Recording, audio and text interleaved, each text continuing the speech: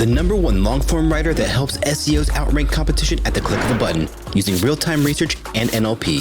Start ranking content today with contentatscale.ai. Wix Studio, one end-to-end web creation platform for your agency to deliver exceptional work with absolute efficiency.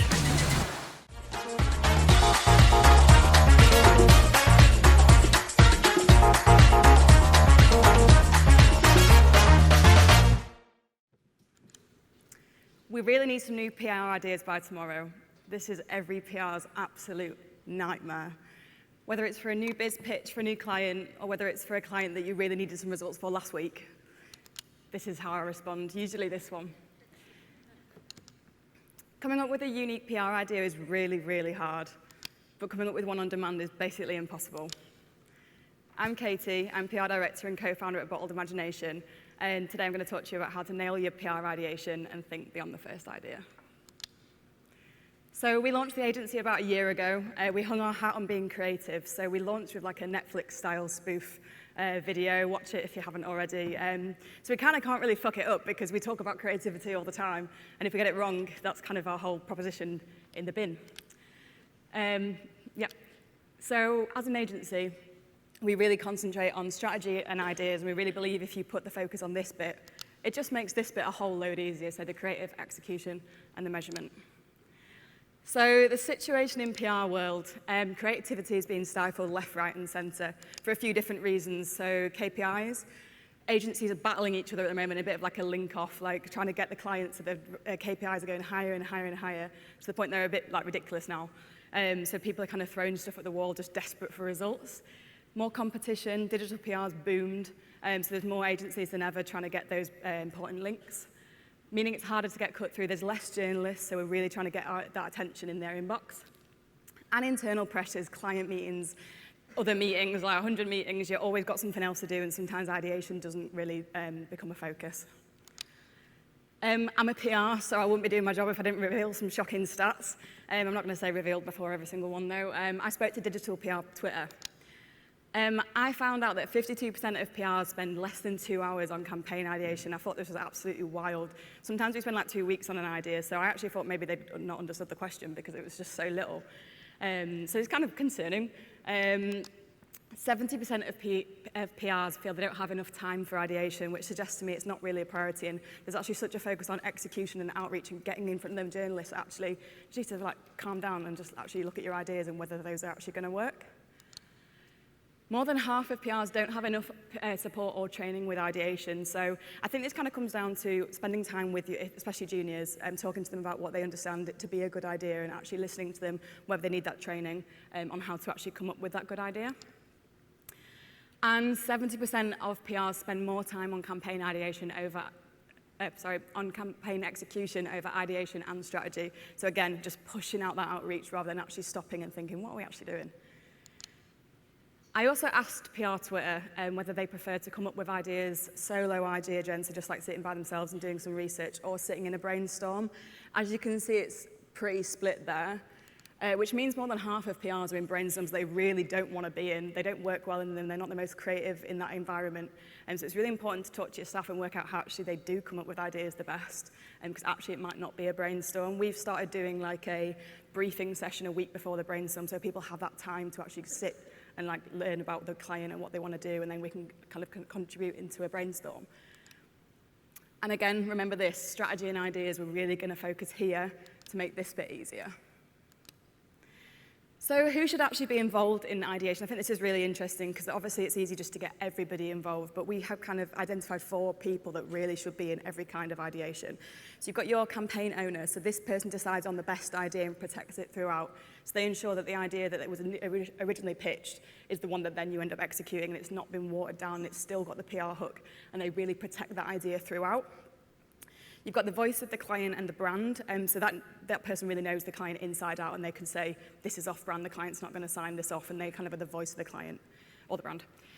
A creative, so this person is given the idea and basically got told to like run free with it. You can do a video, you can do whatever you want, but we'll always think idea first and then format afterwards, rather than going into a brainstorm being like, I really want to do a map, and then you kind of stick yourself in a map hole, just kind of making sure everyone's really open there. And then the last one, expert on the topic. So I'm going to put my hands up, I'm not really a massive football fan. So if we've got a brainstorm for one of our sports clients, we'll make sure the people that are a bit more into football are there as well. So we're not trying to pitch an idea to football fans that is obvious that I've just made it up and don't really know anything about football.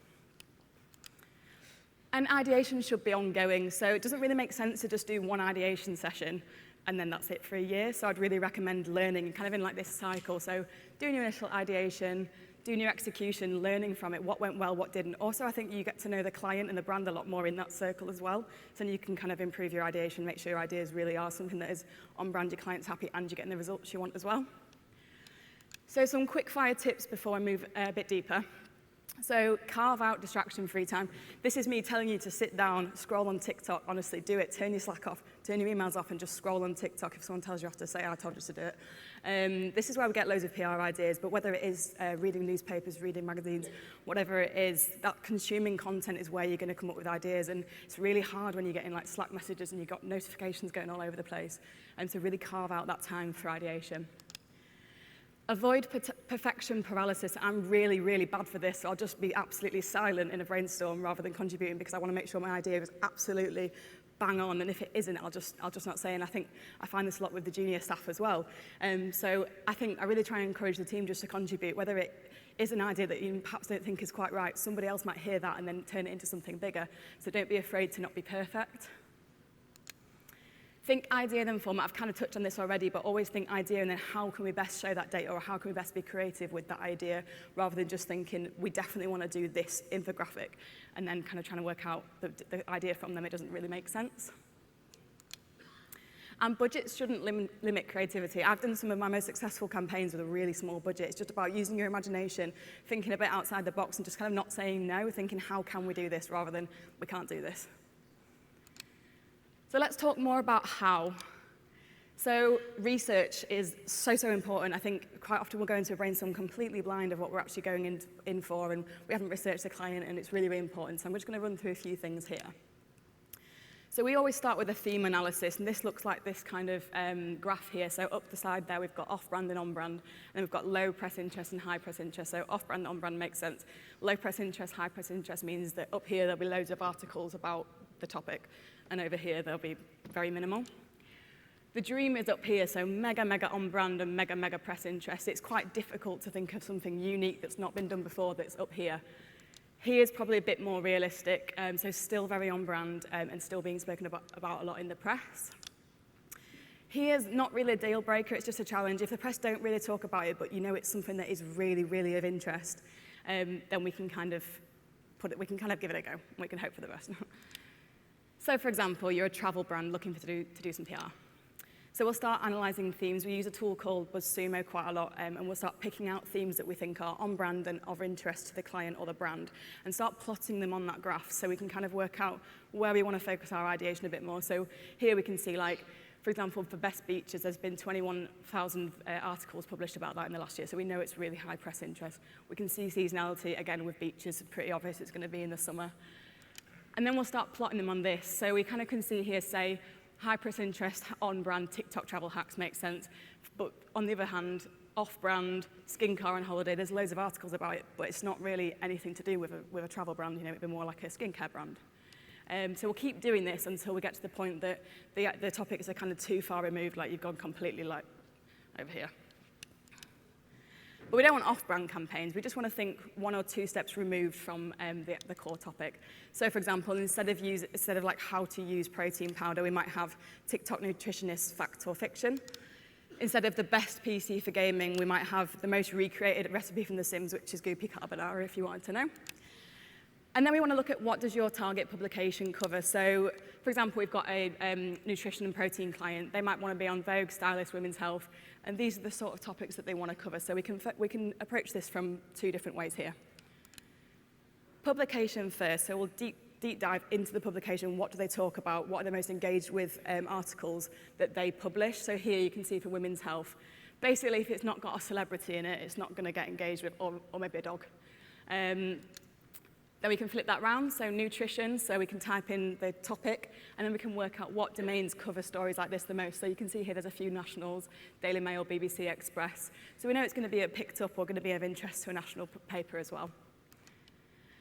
And then we want to really think about the audience that you're really talking to, because it might not actually be who you think it is.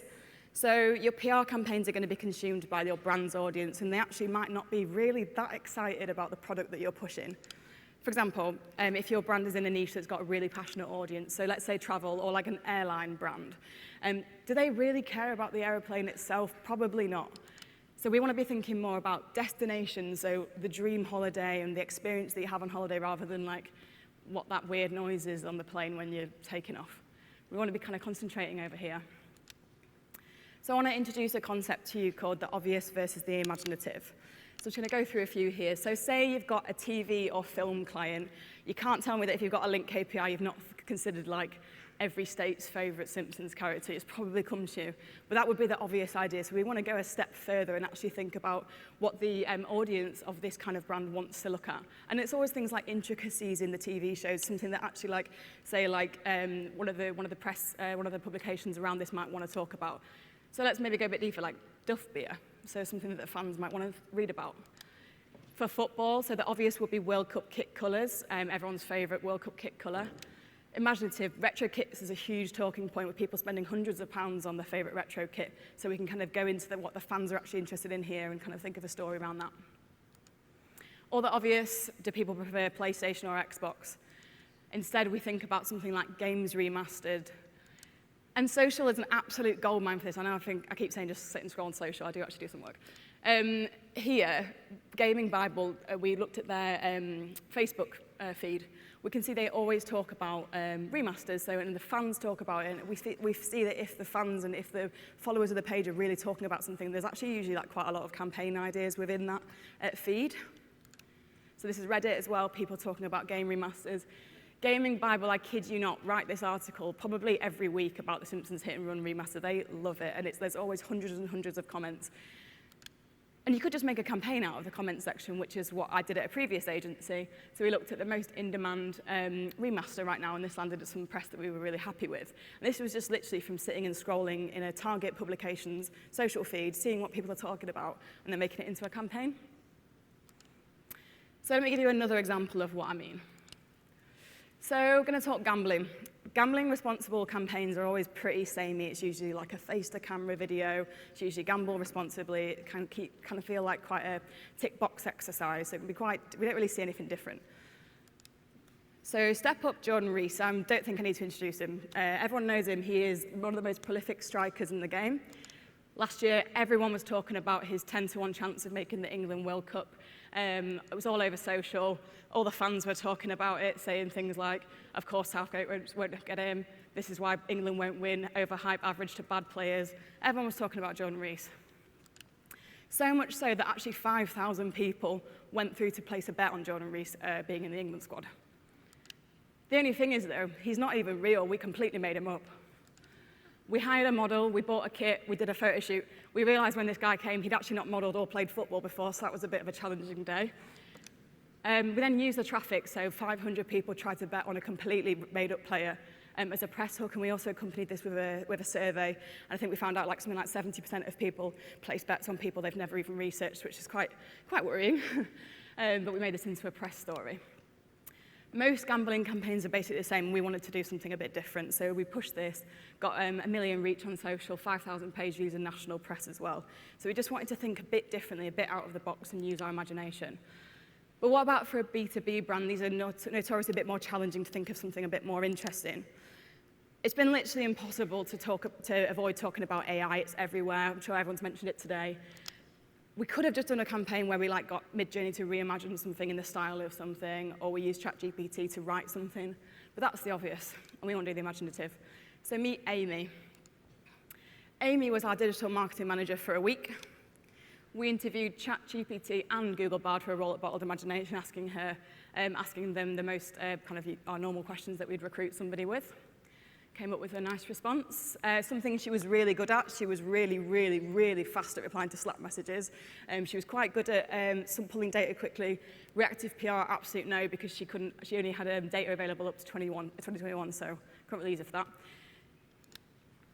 And she didn't really think beyond the first idea, so we asked her to come up with some ideas for a travel brand, and they were all quite obvious, and it's quite difficult for her to think of something that hasn't already been done being an AI. And she also thought she was coming on work drinks, which was a bit random. I don't know if you can read that, but she said, "I'll meet you in reception," which is a bit strange considering she's a computer. And that didn't work out, so we had to let her go. We've just pitched this experiment to press, so hopefully I'm building links as I speak. And then finally, reactive. So the same rules apply with this. So by reactive, I just mean like a smaller campaign that we just get a quick bit of data and we pitch it to press. So last year, Black Panther 2 came out. So the obvious idea here would be something like Black Panther 2 is the most in-demand film. People are really excited about it, something like that. We want to think a bit more imaginative. So we delved a bit deeper. We found out actually 1,000 people wanted to get a flight to Wakanda, the fictional country, which is mental. And then, yeah, they actually did do that. So we were able to pitch this stat to press and get some coverage. So it was just thinking about the initial idea and then just thinking a little bit more deeper and what actually fans of the film and people that read these in publications actually might be interested in, and also something that journalists probably can't really be asked to do, and they can't really be bothered or have time to dig into that new data that we did. So my key takeaways from this talk: protect your thinking time. Like I say, carve it out. Don't distract yourself. You really have to put time into ideation. It isn't something that you can just come up with. Don't stop at the first idea. When you think you've got that idea, just go that one step further. Just keep going until you really think you've nailed it. And finally, use your imagination. Thank you for listening. Monthly reporting making you want to shove sharp things up your nose? Try Dragon Metrics, the all-in-one SEO software with mind-blowing reporting tools.